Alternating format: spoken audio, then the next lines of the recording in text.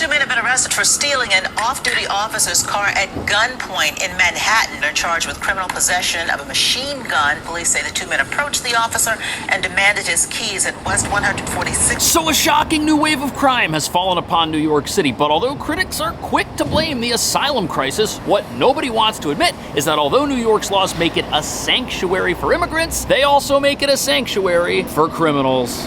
It's growing outrage after yet another video emerges showing police getting attacked by migrants. It happened as they were trying to make an arrest at a shelter on Randall's Island. The Adams administration is still currently reviewing whether to install metal detectors at some of these shelter locations. Christian Inga is set to face a Queens judge on a slew of charges linked to an attack in Casino Park. Other residents on this University Heights block believe recent asylum seekers toured a park. Coming in on motorcycles and mopeds. So we've seen a spate of some very brazen cell phone robberies that's been attributed to a Venezuelan gang called Tren de Aragua, which has its origins at a prison outside of Caracas. Anytime you have 3,000 people who are placed in an environment that they cannot work, they have to sit around all day, things like this have the potential to happen. We waited 7 hours, you heard, all day, all night for him. This man says Ingalandi likely would have gotten away if not for him and about 6 other people who helped detain him.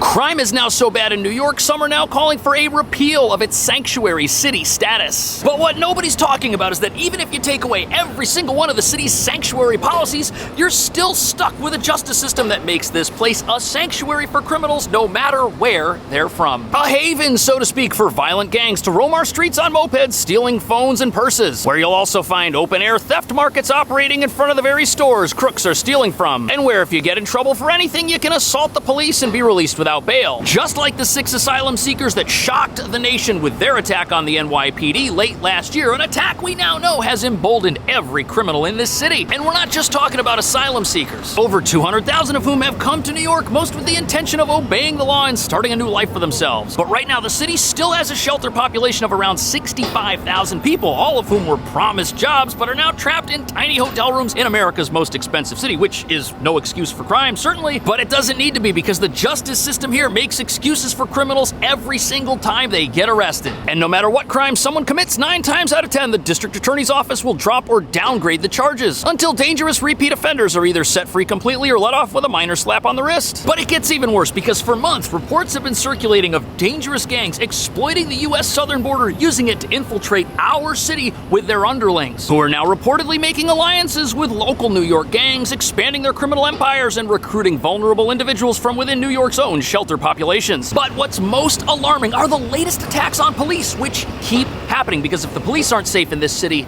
no one is.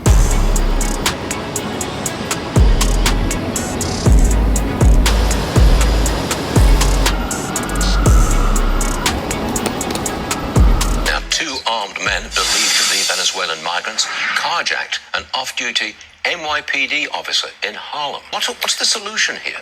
How do we stop this surge in migrant crime? Well, we need to secure the border, Stuart. We need more border personnel. Did you hear that? We're not going to. Now, whether or not you agree with that statement, one thing's for sure, we've got elevated levels of crime because people don't really seem to care what happens to them after they attack the police. And in this story, 2 dangerous individuals robbed a police officer of his personal vehicle when he was off duty. It all happened at 11:30 in the evening as the officer was sitting in his 2020 BMW, which was black. And the criminals who approached the officer may have thought they were just going through a normal carjacking, which they'd probably done before. Either way, these crooks, they approached the black BMW the officer was sitting in with their weapons drawn, and when the officer tried to draw his weapon, they knocked it out of his hand, disarming him. And then they demanded his keys, got in the car, and sped off into the night. But wait until you hear how heavily armed these thugs were. Jose Rivera and Jomar Crespo are charged with criminal possession of a machine gun, firearm, among other charges. Police say the 2 men approached the officer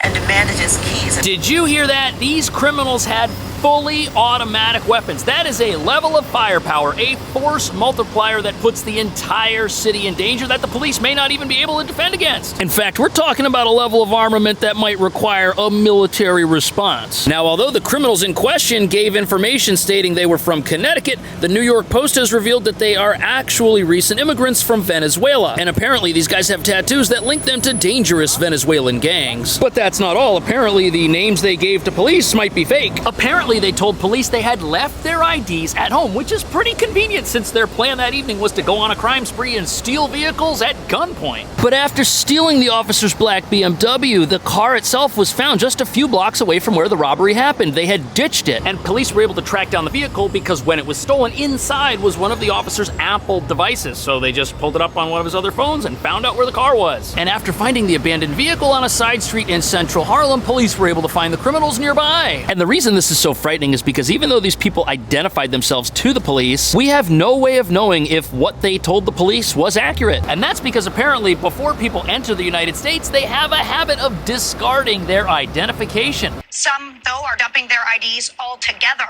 I have come across piles and piles of discarded documents on the U.S. side. This is happening before they're even apprehended by Border Patrol agents. Now, the idea here... Now, look, there could be many reasons why someone would want to get rid of their ID before entering the United States. After all, not everybody who's come here wants to join a gang and commit crime. And many people are under the impression that coming into the country without any ID means you get a clean slate because the authorities have to record whatever you provide to them and hope that you've done it honorably without lying. But apparently this type of system is being exploited by a small minority of people who wish to come here and do something other than live the American dream. There are criminals who have it in their best interest to sneak into the country and make their way to sanctuary cities, where they can live for free while living a life of crime, by taking advantage of the generous safety net offered to the less fortunate by cities like New York. And they're able to do this because so many people in other parts of the world are living in such dire circumstances that they'll do anything to get into the country. And the last thing they want is for their name to pop up in some database that links them to somebody who they're not, or for their country of origin to be the reason they can't get into this country in the first place. Which is a huge problem because even though most of the people entering the country don't wish to harm us or the police, the next person on our list did something even worse than a carjacking, and they never should have been in the country to begin with.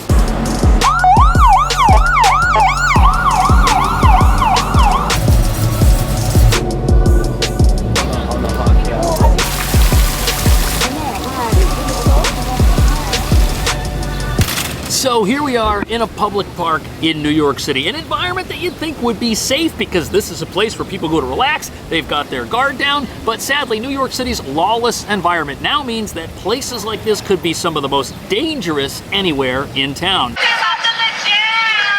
Christian Inga is set to face a Queens judge on a slew of charges linked to an attack in Casino Park. Police say Inga is a migrant from Ecuador who entered the U.S. through Eagle Pass, Texas. So this is an unbelievable story, not only because of the awful deed that was committed, but because of what it took to bring this person to justice. So this story revolves around a recent immigrant from Ecuador who singled out two teenagers in a park the other week, where sadly he attacked them during broad daylight in the middle of the afternoon. But even though this attack took place in an environment many thought to be safe, and even though the teenagers went and got help almost immediately, the perpetrator still escaped from the scene of the crime. And this person would have escaped if it weren't for some incredible detective work by the NYPD, because they were able to obtain security camera footage revealing the suspect's face. And after those images were released to the general public, it didn't take long for locals to figure out who this person was and where to find him. And even though criminals in our city might not be afraid of the police, you definitely don't want to step on the toes of local New Yorkers who are upset with you. This video shows Christian Giovanni Ingolandi on the ground just outside this deli, minutes after Jeffrey Flores says he spotted him. I come and I just grab him out the store. Flores and others in the neighborhood say they'd seen him at the store earlier and waited for hours to see if he'd return. The group says they used this belt to tie. Yeah, so the type of justice this person got when the locals apprehended him is entirely different than the way the justice system in New York normally operates. And what's surprising is not only did this person suffer immediate consequences for their actions before being turned over to police, the district attorney is not prosecuting the Good Samaritans who ended up apprehending apprehending this person, which sadly happens a lot to local residents of this city when they defend themselves. But once the images of this suspect were released, local residents realized that this is someone who frequented a local bodega, and they decided to set up camp there and wait for him all day. And mind you, all of this transpired a couple of days after the attack took place, before anybody had been arrested. 24-year-old Jeffrey Flores recognized Inga when the NYPD released these clear photos of the 25-year-old riding away on a bicycle. He really tried to run for his legs, but he couldn't. Inga was known to buy... You know, I hate to say this, but in New York City, with our progressive justice system, had the police been the ones to find this guy, and had they been a little rough with him when they brought him in, he may have in fact been released. But since it wasn't the police that he had to deal with, things didn't turn out that way. And people are referring to the locals that caught this guy as heroes of the neighborhood, which they are, and which they should be commended for. We waited 7 hours, you heard? All day, all night for him. This man, who goes by Forge and didn't want to give his real name, says Inga likely would have gotten away if not for him and about 6 other people who helped detain him. You know what we do? You know, if angry New Yorkers weren't more frightening than the police we have here, I doubt we'd be hearing about any of this. But not only did the locals do their own detective work and set up their own sting operation, they were able to hold on to this guy and keep him in one place until the police arrived to take him away in handcuffs. But even though it seems the criminal involved in this tragic story may actually face the justice they deserve, that's sadly not something that can be said about the criminals in our next story, who've not only figured out how to take full advantage of New York's generous safety net, but are using that safety net in order to expand their criminal empires right here under our very noses. And critics say what you're about to see is the predictable result of loopholes being exploited in New York's sanctuary city policies, and also its sanctuary laws that hide and harbor criminals.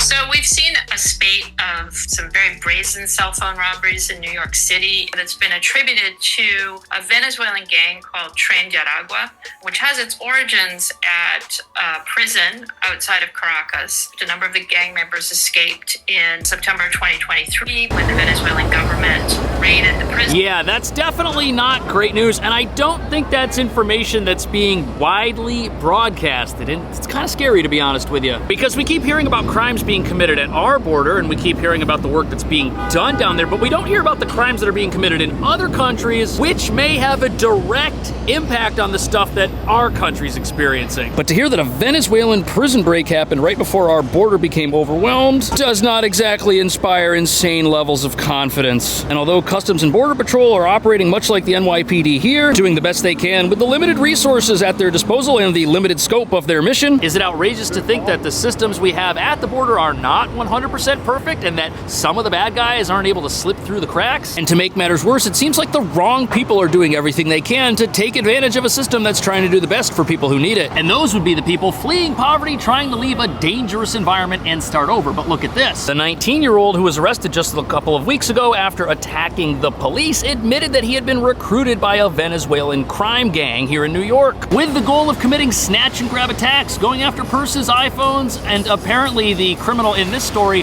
has one of those tattoos that links him back to this same dangerous gang, which is currently working to expand its sphere of influence here in New York City. Law enforcement says they are infiltrating cities in the United States and maybe forming alliances with gangs that are already established here. We're seeing the presence of Tren de Aragua in New York City. We're seeing all these brazen cell phone robberies where 2 guys on a moped will go onto a sidewalk in Manhattan and they will steal a cell phone out of the hands of somebody who's actually talking on the phone. And apparently they are expanding their operations in the worst way possible. You know those mopeds that you see parked out front of many of the shelters and on pretty much every street corner? Well, those aren't just the delivery vehicle of choice or the commuting vehicle of choice for somebody that wants to save money. They are actually the perfect chariot for a criminal intent on stealing something and riding away quickly. And apparently these criminals single out people who are on their phone distracted in a public space where there's room for them to escape after they get their hands on that person's device while they're riding their bike. Individuals walking with their phone in their pocket with their head on a swivel are much less appealing targets than those who are utterly distracted, possibly even wearing noise-canceling headphones. And to make matters worse, we all carry so much information on these little things things right here. If this is gone and they take it from me while it's unlocked and I'm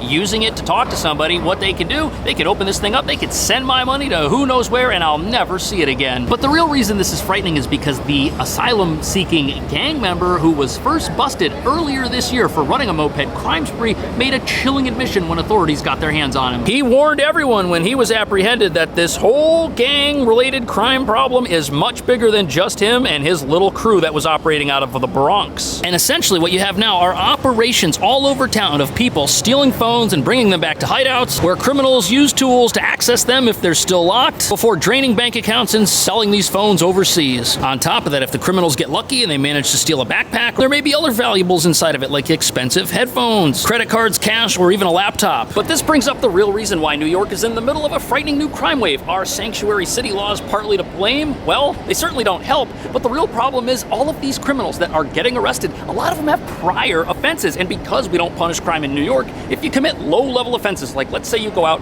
and you shoplift and you steal and you break into the subway and you use that without paying, well, our laws aren't going to lock you up, they're not going to incarcerate you, so you get plenty of practice being a low-level criminal so that when you decide to graduate to the big leagues and do stuff that's really bad, you already have experience evading the police, evading capture, stealing things to make a living off the books. It's a horrible system, and it's the laws that protect criminals that are the real issue. If those laws were tough, people would not come here to exploit our safety net and live lives of crime. But that's exactly what's happening. And unless New York City decides to do something about its justice system, the idea of it being a sanctuary city is always going to be something else in the background. What do you think about that? Is that true? What should New York City do to get a handle on its crime wave? Let me know. Thank you for watching. I'll see you in the next video.